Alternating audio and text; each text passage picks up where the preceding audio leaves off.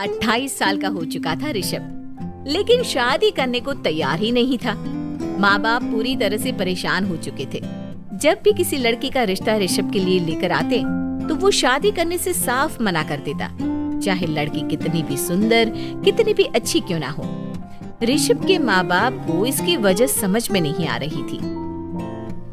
अरे ऋषभ बेटा, अच्छी खासी नौकरी लग गई है, दिखता भी इतना अच्छा है, आखिर बात क्या है, तुझे शादी क्यों नहीं करनी? देख, तू हमारा इकलौता बेटा है, अगर तू शादी नहीं करेगा तो कैसे काम चलेगा? लेकिन मैं शादी करना ही नहीं चाहता, मुझे कोई लड़की पसंद नहीं आती। अरे बेटा, अगर कोई लड़की तुझे पसंद हो तो उससे शादी कर ले, हमें कोई ऐतराज नहीं है। हाँ ऋषभ बेटा, अब देख, तेरी माँ से भी काम नहीं होता। घर में एक बहू आ जाएगी तो कम से कम घर का माहौल भी अच्छा होगा और तेरी माँ को मदद भी मिल जाएगी। लेकिन मम्मी पापा कहा ना, मुझे लड़कियां पसंद ही नहीं आती। अरे लड़कियां पसंद नहीं आती तो क्या लड़का पसंद आता है? वो तो वक्त आने पर ही पता चलेगा। ऋषभ की बात सुनकर उसके माँ और पापा का सर चकरा जाता है। कुछ दिनों के लिए ऋषभ अपने ऑफिस के काम से शहर से बाहर जाता है और जब लौट कर आता है तो सामने का नजारा देखकर उसके माँ पापा बेहोश होते होते रह जाते हैं। अरे ये क्या, ये तुम्हारे साथ कौन है? माँ, ये दीपक है, मेरी पत्नी। हम दोनों ने शादी कर ली है। दीपक तुम्हारी पत्नी कैसे हो सकता है? अरे दीपिका होती तो बात समझ में भी आती, ये तो लड़का है। तो क्या हुआ पापा, आजकल तो ये सब फैशन में है और मैंने आपको बताया था कि मुझे लड़कियां पसंद नहीं आती। अरे तो इसका मतलब ये थोड़ी है कि तुम दीपक को दीपिका बनाकर ले आओगे। मुझे बहू चाहिए, बहू के रूप में, ये आदमी नहीं। लेकिन मम्मी जी, मैं आपकी बेटे से बहुत प्यार करती हूँ, मेरा मतलब करता हूँ। अरे इसको तो करता हूँ करती हूँ का अंतर भी नहीं पता, लेकर जाए इसे वापस। अगर आपने इसे घर से बाहर निकाला पापा तो मैं भी इसी के साथ चला जाऊंगा। मैं ऋषभ के बिना जी नहीं सकती, मेरा मतलब जी नहीं सकता। हमारा जिंदगी भर का साथ है, प्लीज हमें अलग मत कीजिए मम्मी जी, पापा जी। हे भगवान, ये तूने क्या दिन दिखाया? मेरे बेटे को थोड़ी अकल दे दे, लड़के को बहू बनाकर घर में ले आया है। अब क्या होगा, हम दुनिया को क्या मुंह दिखाएंगे? माँ, बेकार में परेशान हो रही हो। दीपक आपके सारे काम करेगी और एक अच्छी बहू की तरह आपके साथ रहेगी, देखना। पहले तो खुद तो क्लियर कर ले कि ये कुछ करेगा या करेगी, बाद में हम सोचते हैं कि हम क्या करें। बहू के आने के बाद क्या करते हैं, मुंह दिखाई की रस्म, तो आप भी वही कर लीजिए। आप चाहे तो मैं पूरे मोहल्ले में न्योता दे आती हूँ। अरे रहने दे, तेरी वजह से बेइज्जती और ज्यादा होगी।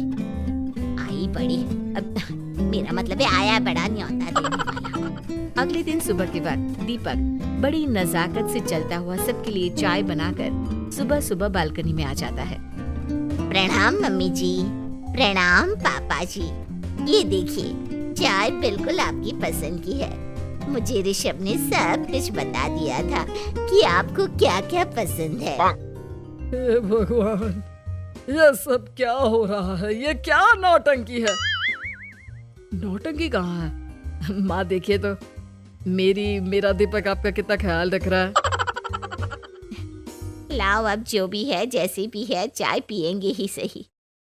थोड़ी देर के बाद, वैसे दीपक, चाय तो तुमने बहुत अच्छी बनाई है, चलो कुछ तो अच्छा हुआ। अगले दिन, अजी सुनते हैं, आज पैरों में बड़ा दर्द हो रहा है, लग रहा है घुटनों में फिर से कुछ न कुछ प्रॉब्लम हो रही है। डॉक्टर ने वो दवाई दी थी, उसकी मालिश करो ना अपने घुटनों पर, आराम मिल जाएगा। वो क्या है ना, खुद के हाथों से ठीक से मालिश नहीं हो पाती। अरे मम्मी जी, आपको परेशान होने की क्या जरूरत है, मैं हूँ ना, लाइए मैं आपके पैरों पर मालिश कर देता हूँ, मेरा मतलब कर देती हूँ। अरे रहने दे, घर में बहू होती तो सेवा करती, यहाँ तो आदमी बहू बनकर बैठा हुआ है। मम्मी जी नाराज मत होइए, एक बार मुझे मौका तो दीजिए आपकी सेवा करने का। अच्छा ठीक है, ये ले दवाई लगा दे। दीपक बहुत अच्छे तरीके से घुटनों की मालिश करता है। थोड़ी देर के बाद इतना आराम मिल रहा है क्या बताऊं। ऐसा लग रहा है मेरे घुटनों में कभी तकलीफ थी ही नहीं। लगता है तुम्हारी लड़का बनी हुई बहू तुम्हें पसंद आने लगी है। ऐसा कुछ भी नहीं है, वो तो बस इतने अच्छे से मालिश की इसलिए मैंने इसकी तारीफ कर दी। मम्मी जी पापा जी आपस में लड़ाई नहीं करते। अच्छा आप ये बताइए शाम के खाने में क्या खाएंगे?